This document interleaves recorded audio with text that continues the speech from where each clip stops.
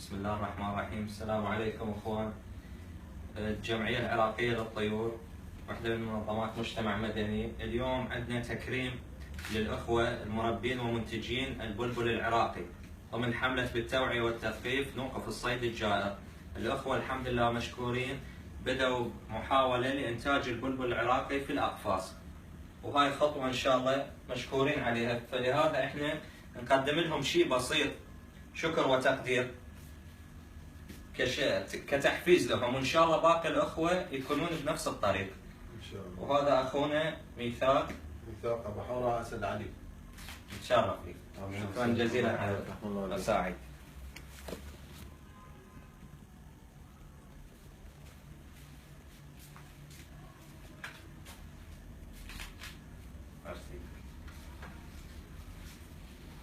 وعندنا أخونا مصطفى صبحي مع أحد الأخوة المنتجين. شوف مشكور.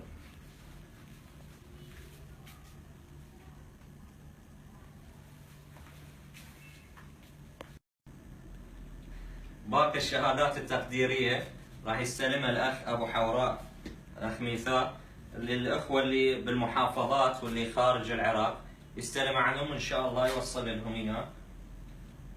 أولاً قاسم محمد شدهان، ابو محمد الخيقاني. أبو محمد تستاهل كل الخير ابو محمد. يستاهل أبو محمد. كونك مربي ناجح ودعم الجروب ودعم البلبل العراقي. شيخ المنتجين. شيخ المنتجين ابو محمد انت سيدي.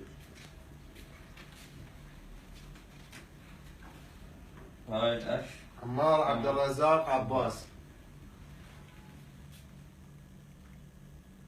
يستاهلون الاخوان كل الخير، اخوان منتجين وان شاء الله يحافظون على انتاج البلبل العراقي.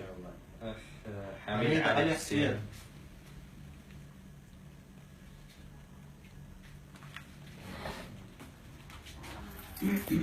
غسان غانم محسن. تحية من الجمعية العراقية. اخوك ابو حوراء ابو مهدي الصيداوي، هاي شهادتك. ان شاء الله اوصل لك اياها. ان شاء الله الكل توصل. اخ حيدر ناجي راشد. طبعا يتعذر عليه يجي ابو كرار لانه رجال عسكري وما بالكل. ان شاء الله يجون باي وقت. هاي مقر الجمعيه مكانهم هذا، باي وقت يحتاجون. علي حسين عبد الله. تحيه الاخ ابو عقيله من السعوديه من القطيف. ان شاء الله نوصل لك اياها للسعوديه ابو عقيله. كلها توصل ان شاء الله. عبد الخالق مجيد حسين ابو يوسف، منتج عراقي بالدنمارك، اقوى منتج بالدنمارك. ان شاء الله نوصل لك اياها. ترك البلبل العراقي وتستاهل الشهاده التقديريه من الجمعيه العراقيه للطيور. احمد يونس عبد الرزاق ابو ساره، الاخ ابو ساره من سامره، يستاهل كل الخير، منتج وموفق ان شاء الله ابو ساره. اوصل لك اياها ان شاء الله. للجميع كلهم ان شاء الله. عقيل خالد عبد. خالد ان شاء الله نوصل لهم الاخوان كلهم. عقيل ابو شهد اللامي من اهل العماره، ان شاء الله اوصل لك اياها. خواتنا يعني سرى عماد عبد الحميد، ان شاء الله نوصل لك اياه. ما حاجه. اخونا الاخ رائد محسن ناصح، ان شاء الله نوصل لكم كلكم الشهادات التقديريه، تستاهلون كل الخير. اخوان ان شاء الله احنا هنا استلمنا اليوم الشهاده التقديريه من قبل الجمعيه العراقيه للطيور برئاسه الاخ وقاص ابو سعد، ونتشرف بهم والاخ ابو نور. ان شاء الله نوصل لكم الشهايد، واحنا نحافظ على البلبل العراقي ومنتجين بالمنزل بالانتاج المنزلي، وان شاء الله نوصل صوتنا لدول العالم. طبعا بالعراق خطوه جباره، احنا ننتج البلبل العراقي، وان شاء الله محاولة حلوة ان شاء الله. نحاول نحد من الصيد الجائر ان شاء الله ان شاء الله. واحنا طبعا ضد الصيد الجائر، ان شاء الله الاخوه يتعظون من الصيد الجائر ونقضي عليه. بما انه احنا ننتج البلبل العراقي، ان شاء الله يوصل صوتنا لاعلى المراتب.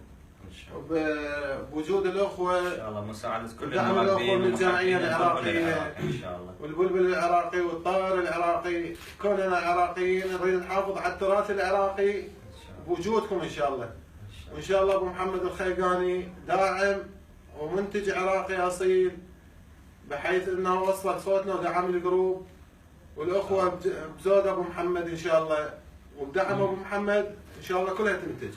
وان شاء الله اكو بعد جوائز قيمه وشهادات قيمه. ان شاء الله. الاخوه منتجين ان شاء الله. بموافقه الجمعيه وتشجيع الجمعيه وهدايا ان شاء الله. هم الجمعيه تدعمنا وتوصلنا لاعلى المراتب ان شاء الله. احنا نحث المربين والله يا ريت يعني كل المربين يحاولون انتاج البلبل العراقي ما يتركوه، ومو بس الانتاج، التطوير به، يعني الانتاج يكون بطفرات، يكون التحجيل، اهم شيء التحجيل والترقيم، يعني كهويه، هاي هويه للمنتج، انه ليش يضيع تعبه؟ بالضبط. يعني هذا انجاز مو بسيط، اللي ينتج البلبل العراقي انتاج مو بسيط، اكيد يتعب، فحرامات انه بس ينتج ويترك الطير هذا. لا ما ينترك. اي يعني يكون ان شاء الله الترقيم مثل هاي الحجول اللي يكون اعضاء الجمعيه، حجول الترقيم هاي تكون مثابه هويه للطائر والمربي الطائر او المنتج اللي له ان شاء الله. إن شاء الله. وعندنا ان شاء الله هم مشروع وطني لترقيم